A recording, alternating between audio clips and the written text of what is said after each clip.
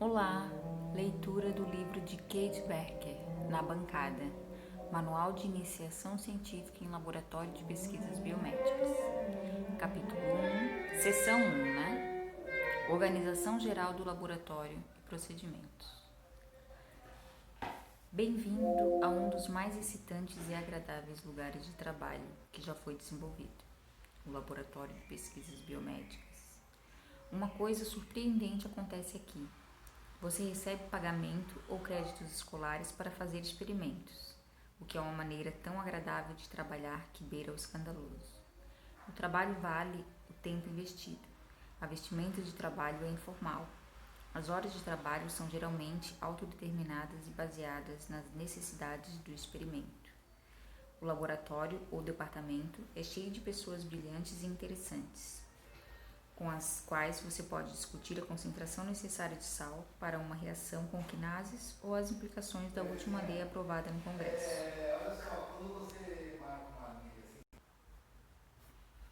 Além disso, ainda pode ter todo o conforto psicológico de um lar. Como qualquer organização social complexa, os laboratórios de pesquisa têm suas próprias regras e costumes. A dificuldade é que as regras não são mencionadas. Espera-se que você decifre as várias pistas obscuras e se torne um membro que respeite as leis de uma sociedade em que o individualismo é altamente recompensado. Embora não se espere que alguém lhe mostre como trabalhar com o equipamento, supõe-se que você saiba trabalhar com ele. Apesar de ser uma profissão em que a comunicação de dados é o objeto e a recompensa da pesquisa, nem todas as pessoas vão se comunicar com você de maneira clara e satisfatória. Não se preocupe, você vai superar isso. Num curto espaço de tempo, o prazer de trabalhar junto com os colegas em projetos interessantes e singulares vai suplantar qualquer sentimento inicial de mal-estar. Mas para ter o seu trabalho bem feito, você deve antes navegar entre alguns sinais, às vezes vagos e confusos, e aprender como seu laboratório pulsa e vibra.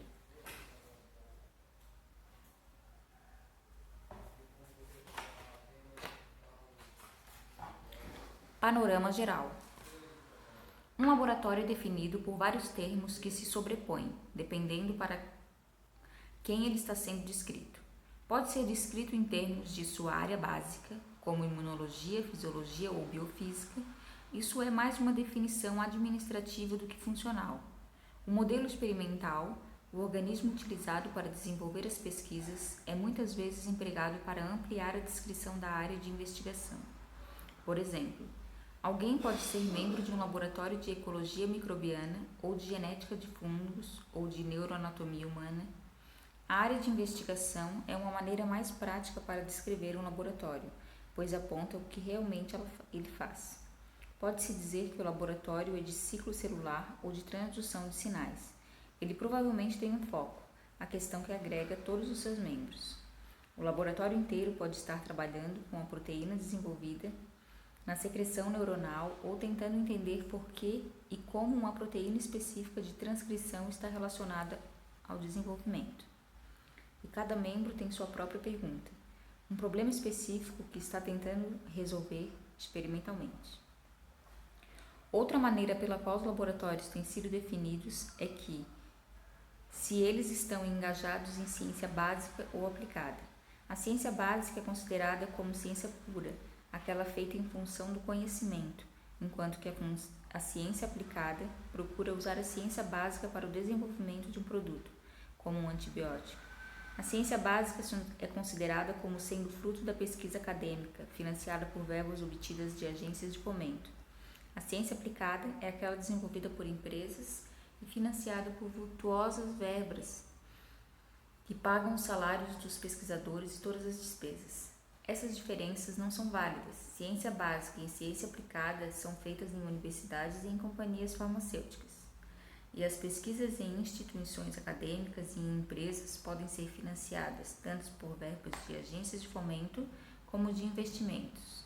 Para aqueles que trabalham em laboratórios, as semelhanças práticas não são aparentes, são mais aparentes do que as diferenças, as semelhanças. Alguns laboratórios realizam pesquisa clínica, na qual seres humanos ou células de pacientes são utilizados para investigar uma doença ou uma síndrome. e boa parte do trabalho é feita por médicos em vez de PhDs. Tais laboratórios são geralmente encontrados somente em faculdades de medicina ou em instituições afiliadas e um hospital onde existe acesso para pacientes. Cada laboratório é geralmente parte de uma unidade maior, como um departamento ou divisão, e compartilha recursos com todos os membros do departamento. Grandes equipamentos como centrífugas e freezers são geralmente do departamento, mesmo que eles estejam instalados no laboratório de alguém. Câmaras frias e quentes, salas escuras e equipamentos de revelação de filmes, autoclaves e lavadoras de vidrarias também podem ser compartilhadas, a menos que elas pertençam a um laboratório muito grande e bem financiado. Muitos departamentos têm uma biblioteca onde se encontram periódicos científicos relevantes e recentes. Essa biblioteca muitas vezes funciona como sala para lanches e seminários. Praticamente todos os departamentos têm um grande quadro de avisos perto da secretaria da biblioteca ou do escritório principal, onde são afixados os horários e os locais dos seminários, as listas de tarefas, os avisos de reuniões e os eventos do departamento. Use o departamento e não se esconda no laboratório. O departamento é uma fonte que pode provê-lo de ideias, de equipamentos e de conexões. Seu relacionamento com os membros do departamento pode influenciar muito a felicidade e a produtividade de sua vida no laboratório.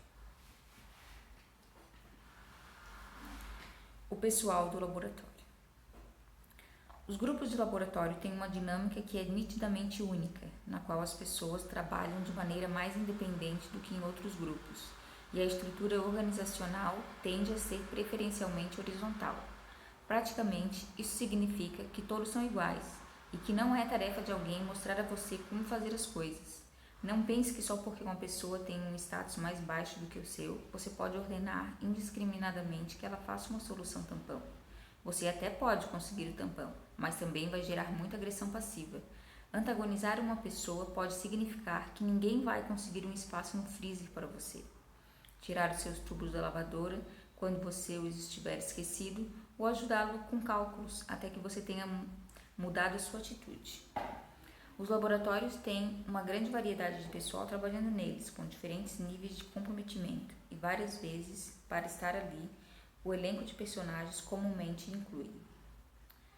Nos laboratórios, trate todos os membros do laboratório com o mesmo respeito que você tem pelo chefe do laboratório. Então, os personagens dos laboratórios incluem o pesquisador principal, o pós-doc, o técnico ou assistente de pesquisa, o estudante de pós-graduação, o estagiário, o estudante de férias, o residente, o pesquisador visitante, a secretária ou assistente administrativa, o ajudante de laboratório, o supervisor do laboratório, o responsável pela segurança do laboratório. Vamos começar pelo pesquisador principal. Essa pessoa pode também ser conhecida como o coordenador do laboratório, o chefe, o orientador. Ela provavelmente passa maior tempo realizando tarefas administrativas como a redação de projetos ou relatórios de pesquisas, do que fazendo o trabalho de laboratório, mas é o guia intelectual por trás da maioria dos projetos. Direta ou indiretamente, é responsável pelo financiamento da pesquisa do laboratório. Toda a atmosfera de trabalho, amizade, camaradagem ou competitividade feroz dependerá da personalidade e da liderança do pesquisador principal. O pós-doc. Essa é a abreviatura para pós-doutorando, que pode ser uma pessoa, um pesquisador associado, assistente ou residente. Os termos dependem das instituições. Uma pessoa que já recebeu seu PhD, mais raramente MD, e está fazendo um treinamento de 2 a 5 anos antes de tentar um cargo como pesquisador principal em uma universidade ou uma indústria, um pós-doc geralmente trabalha de maneira bem dependente no seu próprio projeto, embora colabore com outros membros do laboratório em algum aspecto particular do projeto. O técnico ou assistente de pesquisa. Um técnico pode ser um estudante de graduação que pretende ganhar mais experiência no laboratório antes de entrar num curso de doutorando ou um profissional habilitado pago em instituições acadêmicas. Geralmente é um aluno de pós-graduação que ficará no cargo por apenas 2 anos. Na indústria ou em alguns centros médicos existem colocações de longa duração, com mais dinheiro e prestígio. Os técnicos realizam várias tarefas, incluindo a encomenda de materiais, o preparo de meios e o cuidado de linhagens de células, o auxílio da pesquisa de um membro específico do laboratório e o projeto e a realização de seus próprios experimentos. O técnico profissional é muitas vezes a pessoa mais experiente e informada no laboratório. O estudante de pós-graduação. Os estudantes de pós-graduação frequentam o laboratório para realizar a parte experimental de suas dissertações de mestrado ou tese de doutorado. Geralmente trabalham por longas horas e investem uma grande quantidade de tempo e de emoção em seus projetos. Assim como os pós-docs, os estudantes de pós-graduação têm seus próprios projetos e gradativamente tornam-se independentes durante seu período no laboratório. O estagiário. Muitos programas de pós-graduação exigem que seus estudantes trabalhem em vários laboratórios antes de eles decidirem qual vão realizar o trabalho de sua tese. Essas breves semanas de trabalho são conhecidas como estágio. O estagiário fica no laboratório de 6 semanas a 6 meses, geralmente num projeto de curta duração.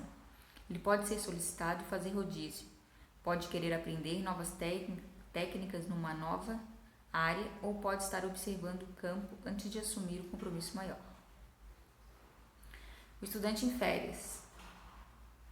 Esse estudante é geralmente aluno de graduação, às vezes até aluno de escolas secundárias. Um aluno que já tenha trabalhado no laboratório pode realizar seu próprio pequeno projeto, enquanto que o novo estudante pode fazer soluções tampão para todo o laboratório ou ser designado para ajudar uma pessoa em particular. O residente. Os residentes são geralmente encontrados em laboratórios de pesquisa de centros médicos, investigando um aspecto de doenças de seres humanos. Eles podem permanecer de algumas semanas a vários meses numa área associada com a sua especialidade, normalmente em projetos de longa duração. Um residente pode ser denominado fellow em algumas instituições. O pesquisador visitante. Durante um período sabático, um membro de alguma faculdade pode ir para outro laboratório, onde pode aprender uma nova técnica, experimentar uma nova área de conhecimento ou colaborar numa série de experimentos.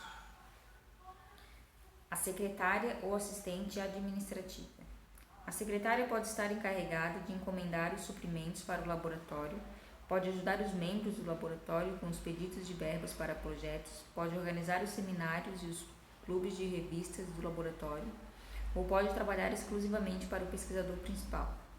Tenha muita consideração com a secretária, que é uma das pessoas mais importantes e necessárias, mas subvalorizada e rudemente tratada em muitos laboratórios. O ajudante do laboratório.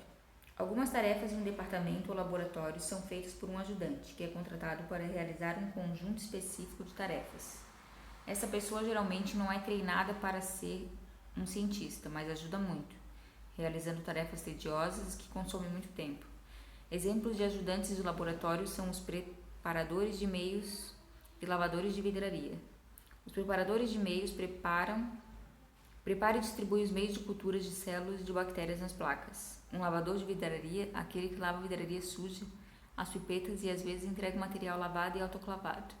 É um luxo que pequenos laboratórios não podem ter. Esse posto geralmente é do departamento com vários laboratórios, sendo atendidos pela mesma pessoa. Supervisor do laboratório. O dia a dia do funcionário do laboratório pode ser realizado por um supervisor. As responsabilidades do supervisor podem ir desde a manutenção dos estoques e a organização de seminários até a sugestão de abordagens experimentais. Qualquer que seja o caso, não deixe que a presença de um supervisor o impeça de interagir com o pesquisador principal. O responsável pela segurança do laboratório. É um membro do laboratório, geralmente uma pessoa que já está lá por alguns anos e é responsável por ser o contato entre o laboratório e o Departamento de Saúde Ambiental e Segurança. Se você tem dúvidas a respeito de saúde, de segurança ou de convênio dos protocolos de laboratório, fale com o responsável pela segurança. Geralmente é um cargo departamental. Conhecer a posição das pessoas nos laboratórios pode ajudá-lo a entender por que elas fazem algumas coisas que podem parecer inexplicáveis. Isso pode indicar qual a melhor pessoa a ser consultada sobre um problema científico ou pessoal, mas não define alguém somente por seu título.